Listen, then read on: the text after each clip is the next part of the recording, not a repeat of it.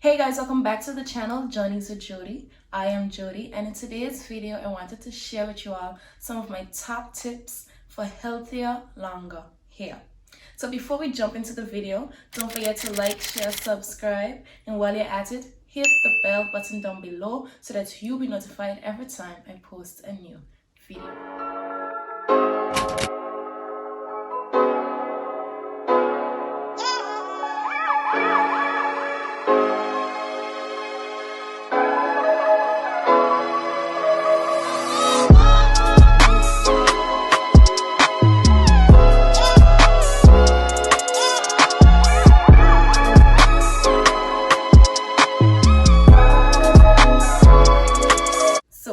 Before I get into the tips, I wanted to give a short background of my hair so that you'll get a better understanding of how I got to discovering some of these tips and why I feel that it is beneficial for you all to know about them. So it was back in 2016 when I got some severe heat damage from a flat iron that I did, and from then it was like I need to get on top of my hair. I need to understand my hair, take care of my hair. I got tips from watching different videos on YouTube, just like this one. I also got tips from hairstylists who did my hair and others in the community who went through similar experiences and were able to come out. So now this is my turn to share with you my tips to help you in any way possible. Tip number 1, wash day and scalp care. I personally wash my hair every 1 to 2 weeks. And the only times that I would not do it this often is when my hair is in braids, in a protective style that should not be out in a 2 week, 1 week time. So when I wash my hair, the purpose behind it is for me to cleanse and clarify my hair and my scalp, as well as conditioning my hair. So to expound on this, when washing your hair, you can use shampoo and conditioner. This is the basic shampoo and conditioner. When I want to clean and clarify my hair, I would use shampoo on a regular wash day. If I want it to be extremely clean, knowing that I have a lot of buildup, I would go in with the apple cider vinegar rinse or the Aztec healing clay, as well as the shampoo. So the shampoo, apple cider vinegar rinse, and the Aztec healing clay, whenever I use them, the purpose is for me to cleanse my hair, to remove the buildup and unclog my pores. If I do not do this, my hair will not have a favorable environment for it to thrive. After clarifying and cleansing my hair, I go in with conditioner. When you clarify and cleanse your hair, you are sometimes stripping a lot of the natural oils from your hair. So when I go in with conditioner, I use deep conditioner. Reason being, deep conditioners mimic sebum. What is sebum? Sebum is the natural oil that our body produces to moisturize and hydrate our hair. So I would go in with my deep conditioner so that I am able to moisturize my hair again, hydrate my hair again, and lock in as much moisture as possible. Tip number 2, products. So when looking for products, I look for those that cater to my hair's needs while also not damaging my hair. So I would go through this process by testing various products. You have to be prepared for trial and error, because not every product that says it will do something will work for your hair.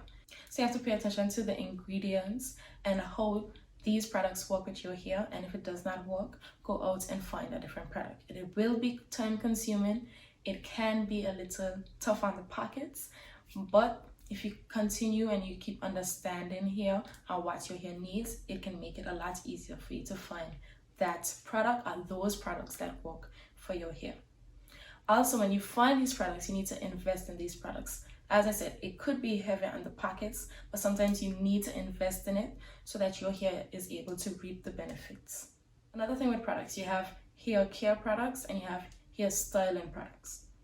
So you have your hair care products, as I said, using leave-in conditioners or oils or products that add the moisture and seal in the moisture. And for your hair styling products, however, these products are what you use to create a style or to enhance how your style comes out. So maybe gels, sprays, glues. And I would suggest that when you're looking for hair styling products, if it's possible, to find products that are not only meant for styling your hair, but it also has added health care benefits. So tip number 3, moisturizing and hydrating my hair. The reason behind moisturizing and hydrating your hair is so that your hair is not dry. Dry hair leads to breakage. It can cause split ends, it can cause single strand knots, and that's just not what I wanted, and that's something that you should not want for your hair either. Water is one of my top ingredients. And in terms of moisturizing your hair, water should be your go-to. Another way for me to moisturize my hair is to use the LCO method. So the LCO method, you have your liquids, which is your water or your leave-ins, your C creams or your O oils. So for my liquids, as I said, I use water. That's always there, always in my spray bottle. Also, I have my leave-in conditioners. So you want to have this liquid so that your hair can get that moisture. You want to add as much moisture as possible, and then you go on with your creams, or you can go with your oils before your creams. I personally go in with my creams first if I do use a cream. For me, when I use creams, it depends on the style that I'm going to put in my hair after, so that's why it's not always included in this method for me. Then for my oils, I use different oils such as castor oil, coconut oil, and many different oils or different mixtures to help seal in the moisture that I just put in. As I said, moisture is crucial because you do not want your hair to break. When you add in this moisture and you reduce your chances of hair breakage, you're increasing your chances of length retention. Tip number 4, hairstyles.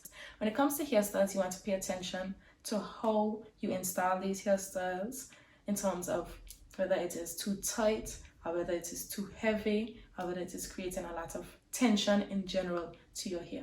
So for me, I am still guilty of it. I do use a lot of tight styles. When it comes to my buns, sometimes my buns are very tight because I want it to be very slick.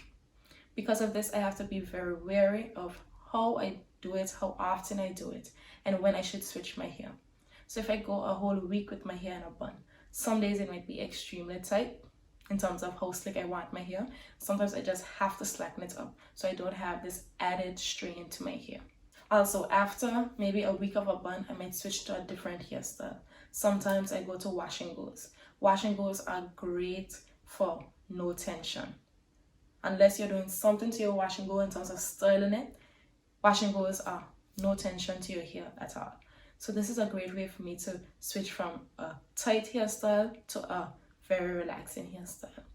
Also, when it comes to hairstyles, I use different protective styles. Bear in mind, not all braided hairstyles are protective styles, and not all hairstyles with extensions are protective hairstyles. Reason being, the way that you install these hairstyles can be very tight and your hair can add a lot of tension. And with this added tension, it can cause you to lose hair. When you're using a protective style, these are styles that keeps your hair away from different environmental factors that can harm it. So for instance, when you're doing braids, your hair should be well protected within the braiding hair.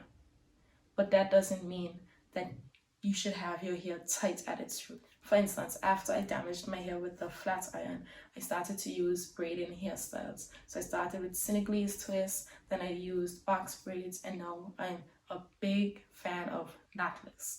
Reason being, my hair is protected, there is little tension on my hair, and I can move it around much easier from the time they are installed. So you want to be careful what styles you put in your hair in terms of how tight it is, how much strain it is bringing on your hair, and how often you have to manipulate it. This is the next thing. Low manipulation hairstyles are the best. Protective hairstyles are supposed to be low manipulation hairstyles as well. Low manipulation hairstyles means that you're not constantly troubling your hair, not constantly tugging your hair, not constantly pulling your hair, not constantly styling your hair. It's just styles that once you put it in, your hair can relax. You do not have to do too much, and it is set for a long period of time. Tip number 5, reduced heat. So y'all should be expecting this tip from the time I started speaking about my hair care journey. Heat is something that you have to be very mindful of. When it comes to adding heat to your hair, in order for the heat to work, and by that I mean in order for it to remove your curls, because most times when we use heat, it is to straighten our hair. If you want your hair to stay, that means that that heat is breaking down your hair's molecules. And as you keep on doing this, as you constantly do this, your hair then loses its shape. It gets a different structure. It gets a different pattern, I should say. And that's why sometimes we lose our curls completely. So when adding heat, you want to be very mindful of that. So you do not want to be flat ironing your hair all the time. I know many people who said, flat ironing my hair all the time does not do anything to my hair. My hair is fine, it always reverts. And then this one time, it just doesn't work. All the curls are gone, it does not revert, and you have to start over again.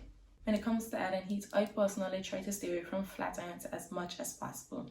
Since 2016, when I damaged my hair, the next time I added a flat iron to my hair was October 2020, and it was a light flat iron, like light to the point where as I stepped out, it was already reverting.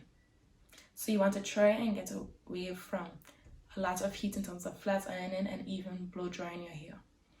Only blow dry your hair when it is absolutely necessary. So for me, when I add heat to my hair, it is usually in the form of blow drying my hair. And I would do this before I braid my hair or when I want to do a certain hairstyle. But I would not blow dry my hair every wash day. Sometimes I would actually stretch my hair or just leave it air dry. Tip number 6, trimming my hair. So after I got the heat damage, this is when I really started to trim my hair because I did not want that damage to stay. So ever so often I would trim my hair until it was all gone. Then I started on a regimen of trimming my hair every 3 to 4 months. After doing this for some time, I realized that sometimes I had to trim my hair before that time period. So that's when I realized that trimming your hair should happen when it is necessary. You have to watch your hair, pay attention to your hair, and realize, okay, I need a trim. I need to get this gone, or else it will cause damage to your hair. So for me, I would trim my hair when I realize that my ends just aren't intact. Whether it is that I have split ends or I have a lot of single strand knots. Trimming your hair does not grow your hair. Trimming your hair helps with length retention. This is so because when you trim your hair, you're removing the single strand knots and the split ends that, if are left there, will travel up along the hair shaft, cause your hair to be much weaker, and cause your hair to break. So trimming allows you to get rid of these harmful pieces of hair that should not be there, so that your hair can be healthier and flourish.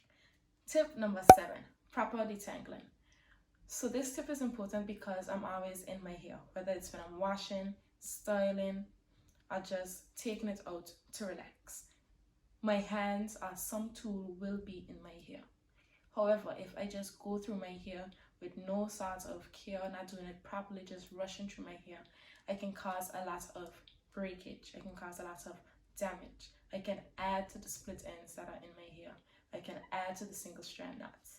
So with proper detangling, I would suggest going through your hair in sections so that it's easier for you to get through your hair, get to the problem areas. Also, I would suggest starting with finger detangling. You might not have the time to go through each section finger detangling bit by bit, but you can at least go through it enough so that it is easier before you add in a tool. So when it comes to my detangling tools, I use 3 main tools. The tool that I've used the longest in terms of detangling my hair, apart from using my fingers, is a big teeth comb. With a big teeth comb, as you can see, there are wider spaces in it, so you are able to go through your hair and get your hair cleared while still not adding too much damage to your hair. Another tool that I'm absolutely in love with right now is this detangling brush. Because of how it is made, it goes through your hair easily, and to me it cuts down the detangling process by a lot, by a great amount. So I am absolutely in love with this tool. And another tool that I just added is this detangling brush that has smaller spaces between the bristles. With these 3 tools, along with my hands, I go through my hair carefully, making sure that I do not go with too much tension, don't go too quickly, as this can cause your hair to snap, which again adds to the breakage in your hair. So overall, when you want to detangle, you want to make sure that you use the proper tools, and you want to make sure that you go in as carefully as possible. On top of that, I also go in with water. I do not detangle on dry hair. I would not suggest you go in detangling on dry hair. To me, that is just curling breakage. So I go in with water, and sometimes if it's necessary, I would go in with conditioner. Sometimes I may just add the conditioner as is. Or for instance, in this bottle, I had a little bit of conditioner remaining and I added water, just so that it is easier to go into my hair and it's not too thick. So when I add these products to my hair, it also makes it easier for my tools to get through my hair and makes the detangling process a lot easier. Tip number 8, setting aside time for hair care. It is important that you set aside some amount of time to care for your hair. Think of it as self-care. For me, when I set aside time, I want to see the results. So that means I have to be mindful of the time that I put in. So you have to think of it as, if you want this result, you want to put in the time. So it's not just about products, it's not just about the tools that you use. It's also putting in the time so that things go much easier. You have the time, your hair can feel the love. When you put in the time, you can run away from breakage to a certain extent, because this added time allows you to take your time, which is very beneficial for your hair. So I would suggest doing this by dividing your processes. If you can't do it in a routine, you can divide your processes, whether it's in the morning, in the evening, today, tomorrow, this week, or next week. Just make sure that you set aside some period of time, even if it's only 5 minutes, to take care of your hair. Now for tip number 9, routines. So yes, you can set aside time, but that does not necessarily mean that you'll be doing it on a routine. With routines, you are constantly doing something in a particular order or in a particular manner. So with routines, it helps you to get accustomed, it helps your hair to get accustomed, and it helps you with consistency. When you are consistent with your hair, it can start to flourish and it will be beneficial not only for its health but also for its length. So setting yourself a routine, whether it's a morning routine, a night routine, a weekly routine. As I said, I wash my hair every 1 to 2 weeks. So my routine is washing my hair every 1 to 2 weeks, and I must shampoo, I must deep condition. Depending on what my hair needs, I will go in and do something else. But I have that routine of washing my hair this week, next week, or this week, and the following week. Also, another routine would be, before I go to bed, I make sure that I detangle my hair. Unless, of course, I end up falling asleep. But I would detangle my hair and I would wrap my hair. This way I know that my hair is protected during sleep. So adding routines helps you to get consistent, helps you to be more efficient when it comes to your hair, and helps you to be much easier when you have to do it another time, because it's already stuck up there. It's already built into you. And my last tip, tip number 10, is learning and understanding hair, its structure, and its makeup. For me, this has been very beneficial, as I now understand where my hair grows from, how my hair grows, what my hair needs to a certain extent.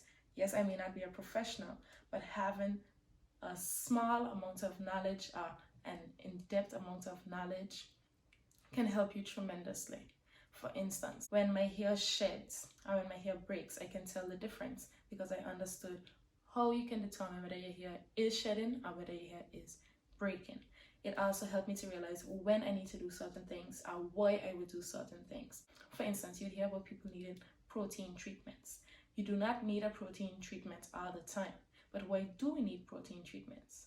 Our hair is made from protein, and sometimes our hair gets very weak and we need this protein to strengthen our hair. Okay? So knowing when to add protein, or when to add water, or how to detangle our hair, or how our hair grows, why our hair has this structure, it makes it easier for me to go about taking care of my hair and reaping the benefits of this hair care. So I hope these tips were beneficial to all of you, whether it's only 1, 2, or all 10. I hope you are able to implement them for healthier, longer hair. If you want to see more content like this, let me know in the comment section down below. Don't forget to like, share, and subscribe. And I hope to see you guys in the next one.